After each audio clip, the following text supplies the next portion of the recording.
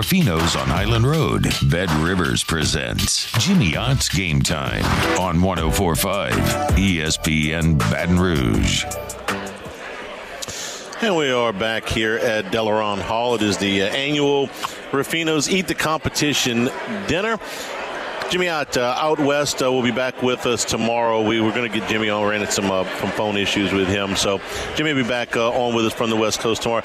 Jumbo Ronnie Rance here, though. Hey, Jumbo, you know, when you go on vacation and a hurricane hits while you're gone and you just stay, you know, you're Jimmy. You know, I mean, it's good. It's a veteran move is what it is. I'm going to stay where there's electricity, Hannah Griff. Right, of course, no problem.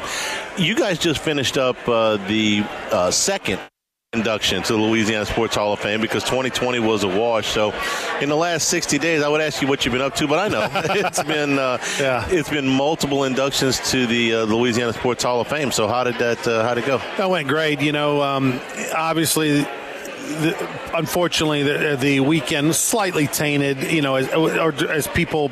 Part of the conversation, of course, at the event is, oh, man, how are you getting home or what are you going to do? Yeah.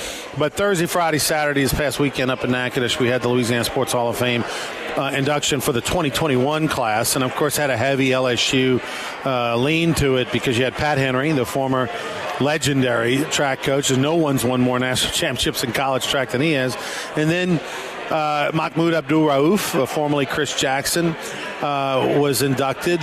We also had Glenn Dorsey from East Ascension and LSU, and Glenn probably was one of the better interviews and speeches. You know, Victor Howell kind of filled in for Lynn Rollins, and I don't want to say that Lynn got Wally pipped, but Victor did fantastic. Victor was good, yeah. He was awesome, but Glenn got emotional at the end and really cried, especially talking about his family and thanking his parents. You know, which is we hear that a lot, right? You know, great athletes thanking their parents for the sacrifices and everything, and thanked his sister for staying by his side and always standing up for him. And so he was in that.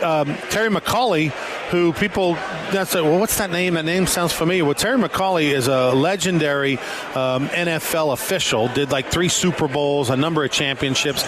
He's retired. He now works for NBC, and he's working with Drew Brees doing Saturday Notre Dame and Sunday night football for NBC, and he's the guy that pops up on your screen whenever the controversial call. Right. And he graduated from LSU and then grew up around Hammond. And Sheldon Mickles, Distinguished Service Award winner in sports journalism for his, 4 decades covering Saints and then LSU and everything else down in South Louisiana. You're talking about some of the elite. Glenn Dorsey had arguably the greatest season, maybe the greatest 2-season stretch that any defensive lineman's ever had here, and that's a mouthful considering some of the ones that have come through. Mahmoud Abdul-Rauf still has the highest scoring average for any freshman in NCAA basketball history, and were it not for Pete Maravich, he would be considered the greatest scorer that LSU ever had. Yep. Pat Henry was in the middle of his run when I got to LSU, and it was just understood they were going to win the national championship. Right. They won 10 in a row. So it was especially actually 11. I don't want it was 11. I'm sorry. Okay, well you just heard the speech. They were great on the men's side, but on the women's side, they were almost unbeatable. I mean, when you talk about the Hall of Famers, the A group. Yeah. I mean, this is all A group guys right here. I mean, Pat Henry, who's such a great guy. A lot of his family still lives here in Baton Rouge, and he won 11 national championships in a row on women's side with track. And of course, during that run, they had 2 years in a row where the men and women won back to back, and that was a streak that it just got broken by Arkansas's men in track. Women may never be broken. Yeah, I mean, and the reality is, Pat Henry didn't want to leave LSU. It just was a situation where A&M blew him out the water with pay and facilities, and LSU said, look, I mean, we just can't match it. Like, you got to go do that. And, of course, LSU's track program still is in great hands, but Pat Henry's continued to roll on over there at A&M. Yeah. That's the premier program for sure. All right, did you work in some time to see a little UCLA this weekend? A little bit. Saw the highlights, and, I mean, impressive. I mean, I don't know, good, bad, whatever. It definitely, I think, is going to get LSU's attention, with all the distractions of the hurricane and going to Houston and everything that could possibly. I don't think LSU's going to overlook UCLA now after that dominant performance against Hawaii. And They did it, on all sides of the ball. And, I mean, if you're UCLA, you got to be pretty fired up with how you played that game, even though the people weren't fired up. Nobody was really there at the game. Right. But I think it's good for LSU in that they didn't look sloppy. It wasn't close. They dominated, and now they're going to get LSU's full attention. And the line went down. That's all you need to know. It did. How much do you put? A lot of us liked Hawaii in the points, and right. It was evident midway through the first quarter that we were on the wrong side. Right. Okay, so the fact that they won, they covered, knocked the number down a little bit. I don't know that LSU was ever in danger of overlooking UCLA, but what it does concern me. This is going back to my paranoia from 2002 when Virginia Tech played a game, in essence a warm-up game before LSU got up there. And LSU had, against Virginia Tech that year, a few miscues. The most notable, the penalty on the punt, where Dominique Davis brought it back for a touchdown, got called back, killed LSU's momentum. I am concerned slightly about the fact that UCLA's had a game to work the kinks out, and LSU hasn't. Right. No, It's a real thing. I mean, to get that first one under your belt, I mean, for a lot of reasons nowadays, teams are playing more and more freshmen and that sort of thing, particularly LSU, always playing young people. And so to get the butterflies and the alignment issues, you got a new staff, regardless of how great everybody talks about what's going on at practice, there's going to be some snafus and things, and you'd like to get that worked out ahead of time. It's always an interesting philosophy. Do you schedule the cupcake week 1 and then take on the big team in week 2 like LSU did against Texas in the Joe Burrow year in 19? Yeah. Or do you schedule the big dog, which clearly LSU is going to now have for the next 5-6 years, week 1, because it gets your attention all off season. All off season, when you're lifting weights in March, you're saying we got USC, we got UCLA, we got whoever coming up, in that first game. And that's the trade-off.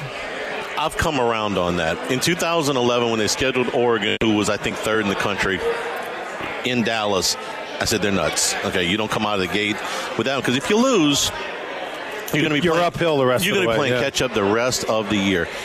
And I was wrong, because the intensity level that injected into those practice sessions spurred them to one of the best years in LSU history, right up until the end.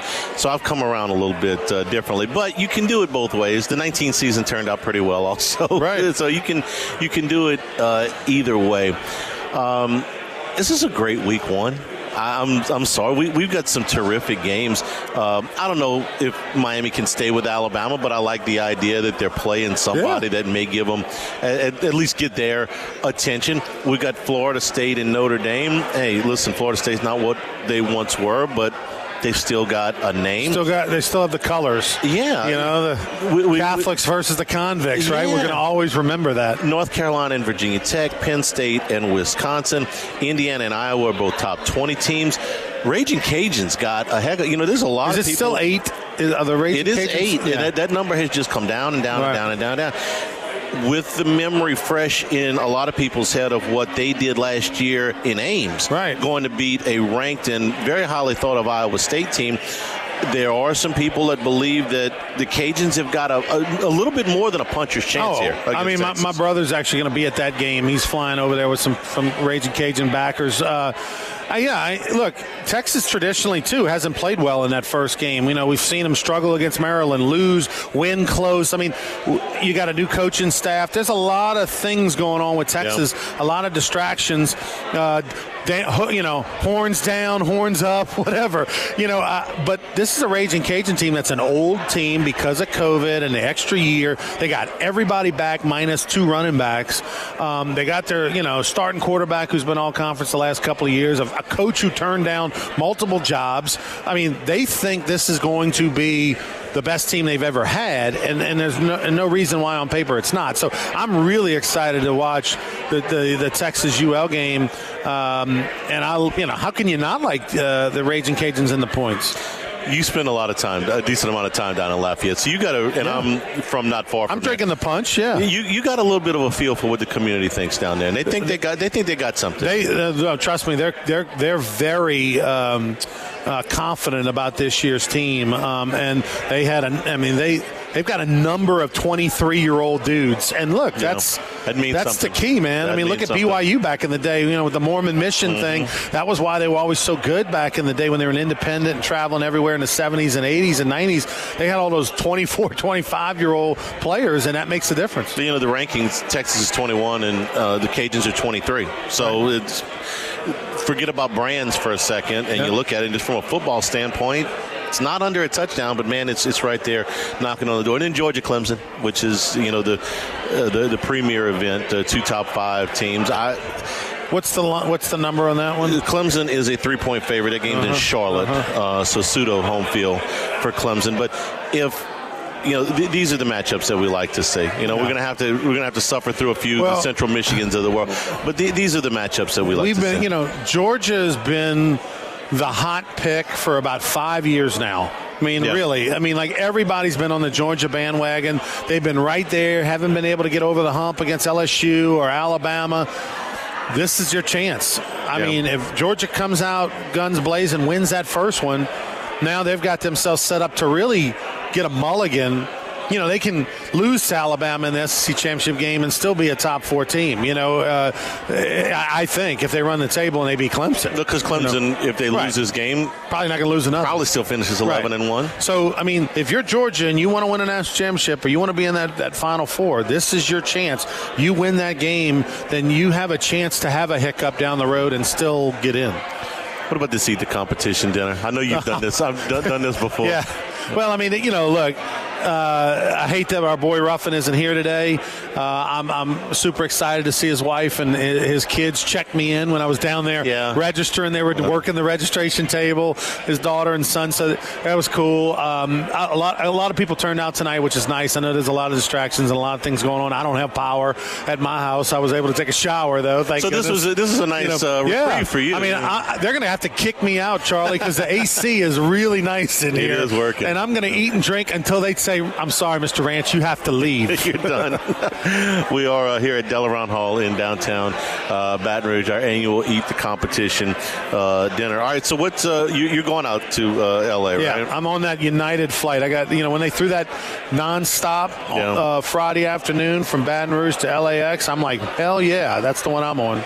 There's a lot of people that are dealing with. A lot of flights got canceled out of New Orleans this afternoon. Yeah, there's a lot of people scrambling around. Do they want to drive to Houston or to another airport somewhere? And a friend of mine, just a little tip. Now, I'm sure these things are changing by the minute, but about an hour ago, a friend of mine bought a $680 ticket out of Baton Rouge through Dallas on American first class. Okay, that's a round trip. That's a pretty good price. Yes, that's a very good price for a round trip, first class. Jumbo, appreciate it. Before I leave, what does Joel think about this season? I got to get a Joel Davis take on the upcoming season. I know you're the expert on that, right? Joel Davis on Sports Shorts Saturday mornings from 10 to noon is optimistic. He's a glass half full, except when it comes to his Saints. He can be a little negative, but he's buying on this LSU team this year. Preseason, 13th in one of the polls, and I think you get a win this week against UCLA.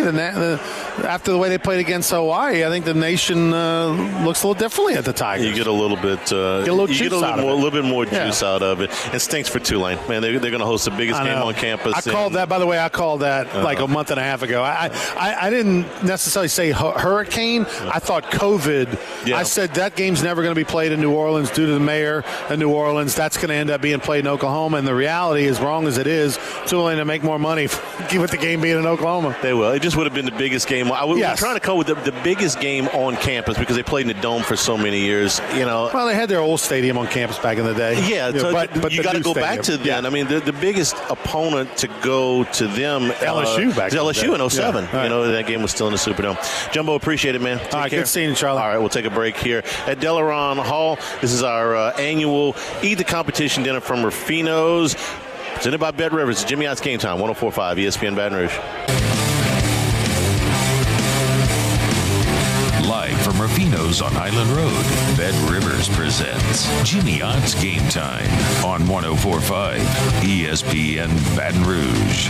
ESPN Rewind, brought to you by Tex Morris and Edward Jones Investments, making sense of investments. Jefferson across from Town Center. Get a game plan today. 928-8659. And we continue here from the Rufino's Eat the Competition dinner at Delaron Hall, downtown Baton Rouge.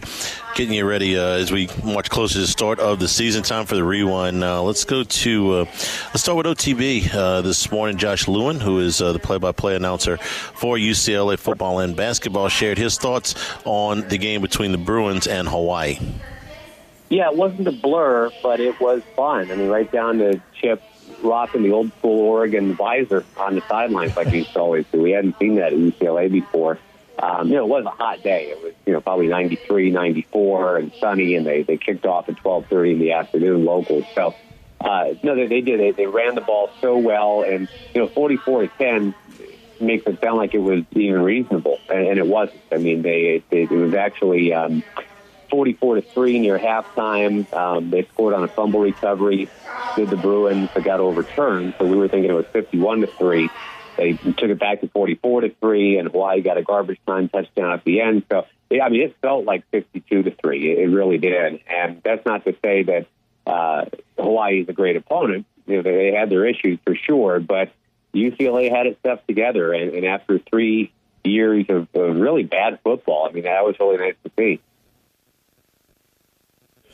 No argument to whatever he said. 44-10 really didn't do this thing much, Justin. Hawaii only ran for 26 yards in this game on 21 carries. So as much as the UCLA, the Dorian Thompson-Robinson story, and he had a reasonable game. There was nothing special there. He didn't have to do much of anything special.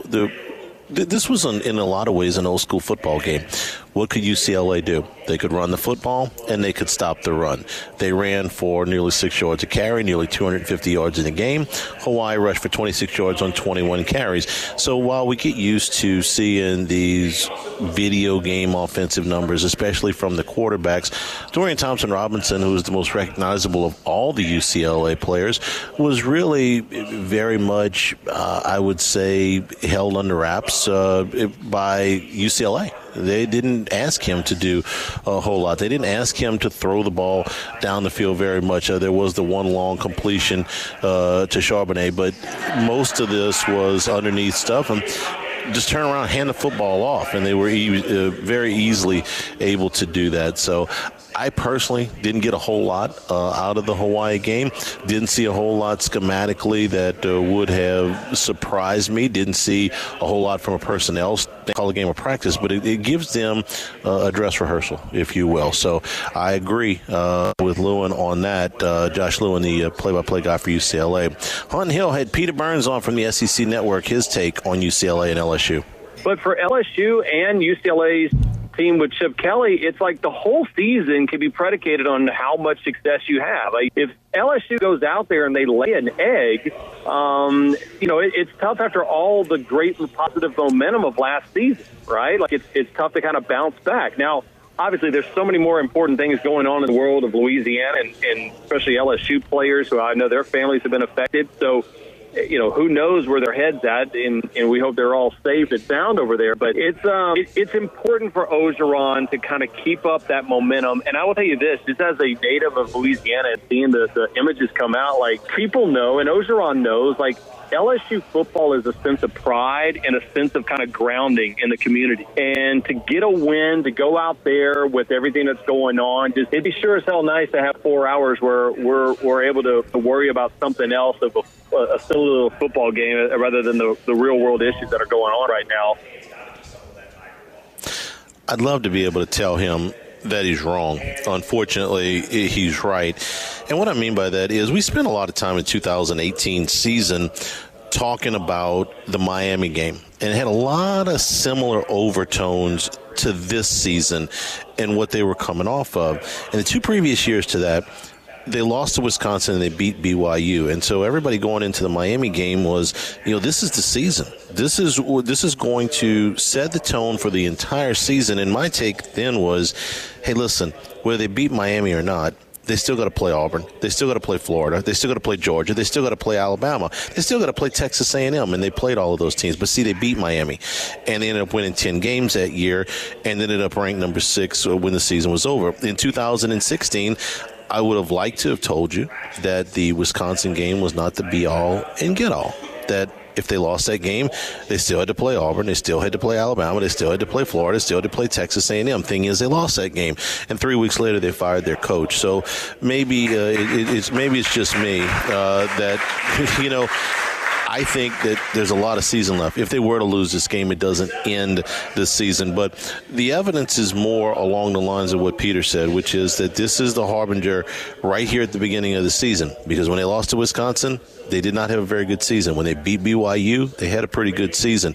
When they beat Miami, they had a pretty good season. And when they beat Texas in week 2, they had a great season. And last year they came out of the gate and threw that clunker up against Mississippi State. So maybe I'm the dense one here. But they still got a long season regardless of what happens. But, yeah, Peter Burns, I think, is correct in his take. AFR today, Larry Holder from The Athletic tells us why the Saints and Packers game won't be different even with the stadium change out of the Superdome. I don't know if it changes it much because, okay. We were anticipating a full crowd at the Superdome. Obviously, we're not going to have that. You're not at an advantage anyway if you're going mano-a-mano against Green Bay. Of course, we know about Jameis Winston, new quarterback, but the defensive pieces, you got some question marks there for the Saints. So you're losing a crowd advantage. It's probably going to be more like, and I assume it's going to be at AT&T Stadium, where they've been practicing for now, which that's going to change soon. But where I think it's going to have more of a feel of a game last year, and where the better team's going to have to win on that day. And I'm not going to say the Saints don't have a shot against the Packers because I still think they've got some talented players, but I would say the Packers would be at the advantage no matter where they played, whether it was the Superdome or anywhere else.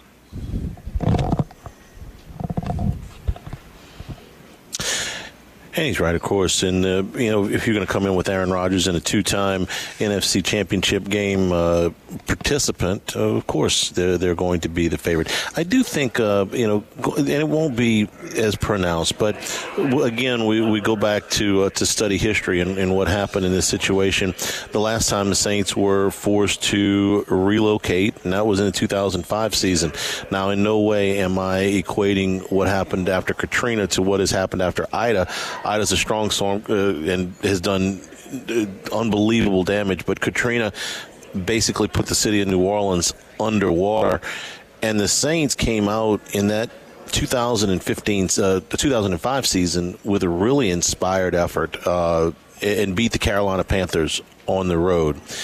But then the adrenaline was gone after that because the Saints were on the road the entire season, and they lost 7 of their next 8 games after that. And if you remember, they were forced to move that New York Giants game to Giants Stadium. That was originally a game that was scheduled for the Superdome. They had to move it, and that was a Monday night game. The Saints were completely out of gas, and so I think 1 week you're fine, but if the Saints are forced to stay out of the city of New Orleans for, a good chunk of the month of September, I'm going to get very, very nervous about the emotional toll that it takes on their heads and the physical toll that it takes on their bodies. So I think you're fine for 1, but after that, it would be very, very helpful if the Saints could get back to New Orleans. We'll take a break here. That is our rewind, and we remind you that the show is brought to you by Supreme Rice and SupremeRice.com. We're with our Louisiana farmers, and they down in Southwest Louisiana missed this one. They took a real beating last year. So we like to support our Louisiana farmers, and they do such a great job since the 1930s with Supreme Rice, whether it's the brown, the long grain, or the jasmine. You can get it at all of your Walmarts, all of your Costco's, all of your AG food dealers, and now in the 2-pound bags at your neighborhood Walmarts. And next Thursday, as we kick Crawfish Jolie Pearl, we will be giving away 2-pound sample bags of jasmine rice from Supreme Rice for your next jambalaya, for your next stew, for your next red beans or white beans or etouffee. Make it Supreme Rice. Get it at your local grocer, Supreme Rice. And for more information and great recipes, go to supremerice.com. We'll take a break here at Delaron Hall. This is our annual Eat the Competition dinner. Jimmy Ott's Game Time presented by Bet Rivers, 1045 ESPN Baton Rouge.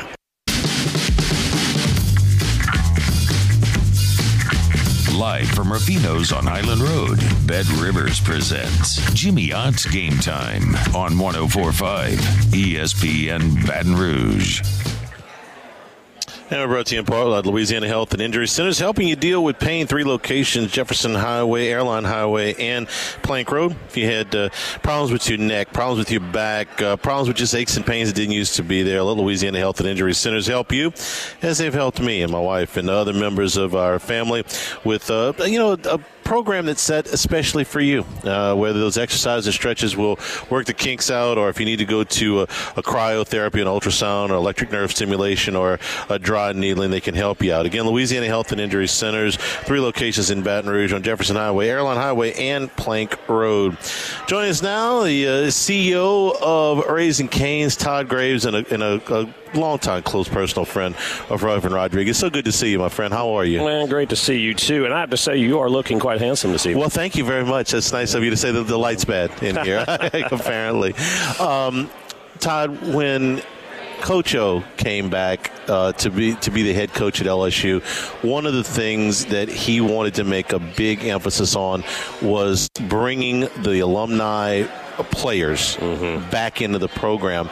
And of course, that included kind of a carte blanche at the facility, but it also included their participation in Tiger Walk. And Ruffin, I remember this very well, how excited he was about getting to participate in the Tiger Walk and recruiting other former players to go and be a part of the Tiger Walk, and it really got to be, he would talk about it every week. And so tonight, you guys are talking about keeping Ruffin's enthusiasm for that Tiger Walk alive with a special presentation for him. Yeah, absolutely. Ruffin was such a great friend to us all. He was great for Baton Rouge, and he was really, really great for LSU football, as you know. I mean, it's like the epicenter of game weekend started Friday night at Rufino's and then carried on to tailgating the next day. I like to think Friday lunch when we were doing the show, Todd. Well, I was going from the nighttime, but the lunch, absolutely, right? And so, it's just Ruffin embodied that enthusiasm, not only as a fan, but a former player, right? And so when O did this players walk, which I thought was a fantastic idea, right? And before,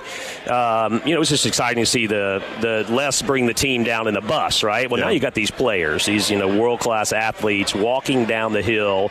And then not only is it them, but you're seeing these former players. We have legendary players, and them walking with them, it just shows you that nostalgia of the program is really exciting. And nobody liked it more than Ruffin. And he liked it especially, not just walking the team with Coach O and his former players. He could walk it with his dad, former player, legend Ruffin Rodriguez Sr., and his son, Adam Rodriguez. It was an emotional thing. I can remember Chris Truax, who was doing the show with us and now is coaching over in Lake Charles, would, on Friday, they'd be gearing up. They would be very, very excited about that. So, what is this? What did you announce tonight? You just announced to this crowd, so let's let our audience in on what you guys are doing. Yeah, well, so to keep this enthusiasm going, like you said, for this Tiger Walk, we thought, what's a great way to remember Ruffin? His favorite thing to do was game day. LSU Tigers, we all know that, and to actually showcase what is the Tiger Walk, right? And so we're going to have a nice monument. Taft did a great job of coming up with something visible at the top of the Tiger Walk. It's going to have an LED screen, and it's going to show all these great players walking down with O. I mean, over the generations. Think about it. And then not only that, you're going to have these legacy players, these Hall of Famers walking down the hill. And, I think it's going to turn into something bigger than just football, right? I mean, I envision Shaq walking the basketball team down before the game to the PMAC, right? Gymnastics going down, the track and field, and then hopefully someday, too, all these Tigers, when they graduate, they'll walk down. It's not just Tiger Walk, it's going to turn to a total walk of champions. So many of the guys that are in the NFL now, on their off week, on their bye week, they come down here for a game. Sometimes they're guest captains. Sometimes they just come to enjoy the game. I think this makes it a little bit more special for them to be able to do that. And I love the idea of the screens, because if you've been down there, it's crowded. Okay, so you might not be able to see exactly the vantage point, but the screens will give you the opportunity to see a lot more from just your one spot than you would ordinarily be able to see. Yeah, it'll be good for students. It'll actually be good for recruiting. People will see these legendary Tiger athletes. They want to be one of them. They'll come to the school. And look, we've already raised $370,000 for this, so we're off to a really good start. If people do want to donate to be a part of this, which I think is going to be a very special thing of LSU, you can go to lsutaf.link/Tiger Walk. It's going to be really cool to see when it's finished, and we think it's going to be finished. We got to raise the rest of the money, and we're hoping maybe in the season. But if not that, we'll have it up for next season. Okay, good. Yeah. It's been a busy few days for you down Raising Cane's River Center, acting as a shelter here as we get through.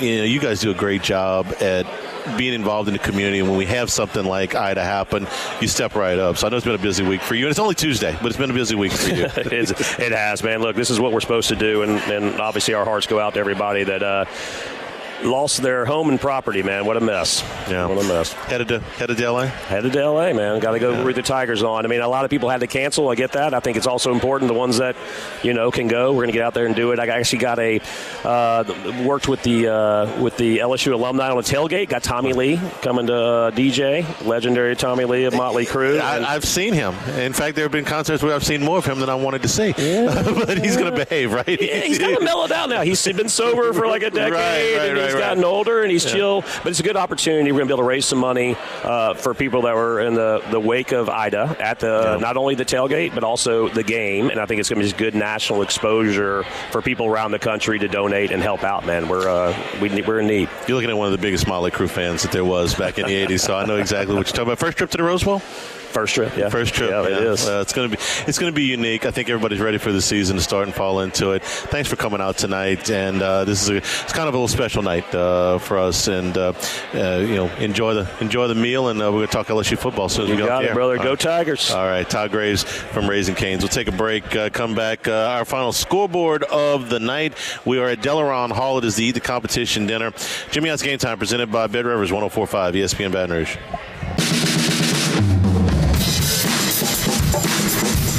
Live from Rufino's on Island Road, Bed Rivers presents Jimmy Ott's Game Time on 1045 ESPN Baton Rouge. Down the stretch here at Delaron Hall. It is Rufino's Eat the Competition dinner for 2021. Also, we're talking about putting together a nice memento up at the top of Victory Hill for Ruffin Rodriguez. Let's get you to the scoreboard, let you know what's going on in Major League Baseball. The favorites are taking it up today. Most of our games that are in progress had the favorites out in front, so let's get to it. The Nationals lead the Phillies 5-2. That's in the top of the fifth inning. Nats went off behind Patrick Corbin, who's had a rough year, but has been a little bit better of late. They went off $1.35. They lead that 5-2 in the fifth. Blue Jays and Orioles. The Orioles have just scored a run to tie this game at 1. They're in the top of the sixth inning. Blue Jays behind Ryu went off 3:15 today. The Orioles finally snapped that long losing streak, and they've been a little bit more competitive in the last handful of games, but still a massive underdog. A's lead the Tigers 6-3. Oakland behind Irvin went off at $1.20 today. The Mets lead the Marlins 3-1. This is game 2 of the doubleheader. Mets were $1.85 before this game. A little bit of bad blood in the first game with some of those gestures off the field. The Mets won the earlier game by a score of, I think it was 6-5. If I'm remembering right, I had that score disappear on me here a little bit, but I think it was a 6-5 Mets win earlier today. Yeah, 6-5 was the final there.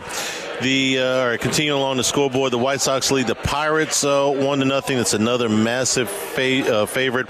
White Sox behind Luis Giolito, who are a 370 favorite. Cubs lead the Twins 2-1. This is one where the underdog is leading one of the few tonight. Cubs were coming back $1.35. They lead the Twins 2-1. That's just in the top of the second inning, though.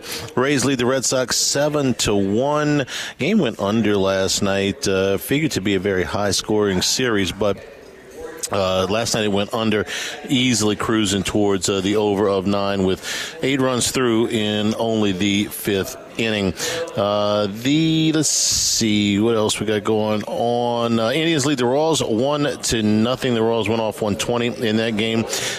Yankees, Jameson Taillon, they have won 12 of his last 13 starts. They are a huge favorite on the road tonight at the Los Angeles Angels. The Yankees minus 205 right now. Padres also a big favorite tonight behind Blake Snell. They are 165 on the road at Arizona. Giants and Johnny Cueto against the Brewers tonight. That is a 8:45 start. Braves and the Dodgers. Walker Buehler is going on the mound for the Dodgers. They are a $2 favorite over the Braves. Astros are at the Mariners. Lance McCullers $1.65.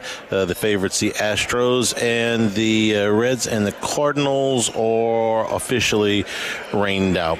So that's your scoreboard. The Saints cuts coming down today as they get down to 53. We talked about this right at the top of the show, but of the cuts, the name that's going to jump off the page at you is Devontae Freeman.